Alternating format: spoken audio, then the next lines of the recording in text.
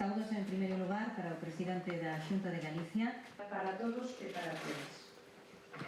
Damos tamén resposta a saldo tanto das institucións europeas como de todos os agentes sociais e económicos desta comunidade autónoma. A presidenta da Comisión Europea sinalou que o mellor investimento no noso futuro funcional, flexible, accesible a toda a poboación galega.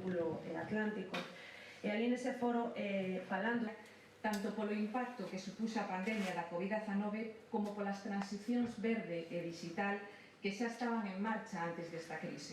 No que se establece un objetivo de educación, formación e aprendizaxe ao longo da toda a vida.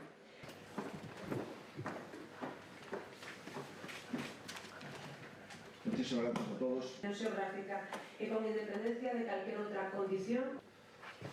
Pois o delegado dunha compañía constructora galega. Imos a investir na comunidade autónoma 380 millóns de euros en emprego. Se dice pronto, pero 380 millóns de euros equivale aproximadamente ao presuposto de 200 concellos en Galicia.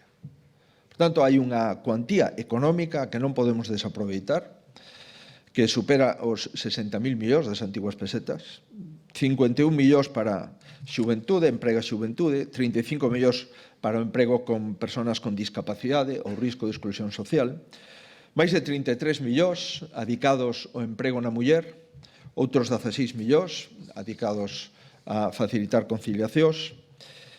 Por tanto, estamos ante un compromiso sin precedentes en materia de emprego e en materia de formación, estos 300 e pico son para emprego, en materia de formación imos a dedicar 185 millóns de euros.